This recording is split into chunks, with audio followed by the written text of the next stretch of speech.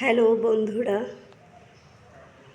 আজকে আপনাদের ইলিশ সর্ষে করে দেখাবো। 1 টিস্পুন মরিচের গুঁড়ো, 4 টিস্পুন সর্ষে, সঙ্গে নিয়েছি গোটা কয়েক কাঁচা লঙ্কা আর কয়েকটি চিড়েও নিয়েছি কাঁচা লঙ্কা।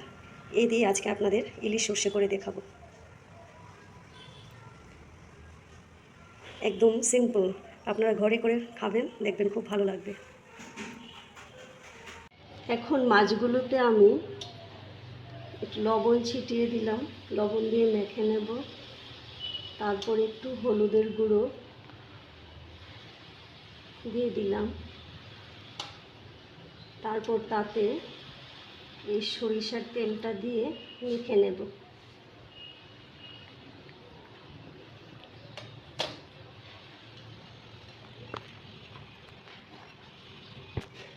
এখন আমার মাখা হয়ে গেছে, আমি এদিকে সর্ষেটা বেটে নেব আর কিছুক্ষণ এটা একটু রেস্টে রেখে দেবো। ধরুন 5-10 মিনিট আমি একটু রেস্টে রেখে দেবো। তার মধ্যে আমি সর্ষেটা বেটে নেব। সর্ষেটা শিলপাটায় বেটে নেব। সর্ষে বাটাটা হয়ে গেছে, এখন আমি ইলিশ মাছগুলোর মধ্যে সর্ষেটা মেখে নেব। তারপর তাতে একে একে পেঁয়াজ কুচিগুলো দিয়ে দেব। আমি কিছু কাঁচা লঙ্কা চিড়ে রেখেছিলাম, অল্প কটা দিচ্ছি, পরে আবার দেব। এখন আমি লঙ্কাগুলো একটু বেটে নেব। একটু মাখো, তেলটা দিয়ে মাখো। আমার লঙ্কা বাটা হয়ে গেছে, তাতে লঙ্কা বাটাটাও একটু মেখে নিচ্ছি। তারপর তাতে আর একটু আমি সর্ষের তেল অ্যাড করে দিলাম।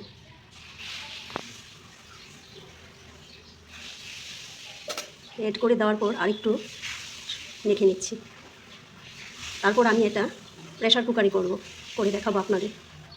আমি রান্নাটা প্রেশার কুকারে করব, তো মাছগুলো একে একে আমি কুকারে দিয়ে দিচ্ছি। তারপর এই পাত্রটাতে ঈষদুষ্ণ জল দিয়ে এটাকে একটু ধুয়ে তারপর এই জলটা আমি এটাতে অ্যাড করে দিচ্ছি। সবসময় রান্না ঈষদুষ্ণ জল, গরম জল দিয়ে করবেন, তাতেই রান্নাটা ভালো হয়। একটু তাতে জল অ্যাড করে দিলাম। তারপর আমি এটা এসে চাপিয়ে দিলাম। 3টি সিটি দেওয়ার পর আমি এটা অফ করে দেব।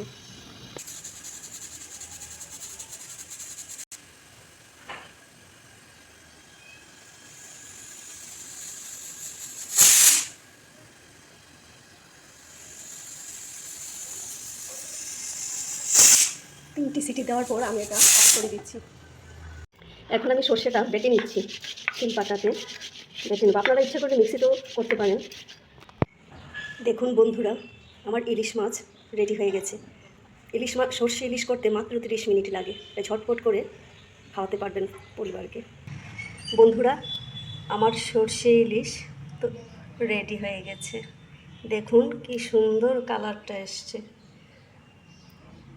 এইভাবে বাড়িতে বানিয়ে খাবেন, দেখবেন খুব ভালো লাগবে। Thank you.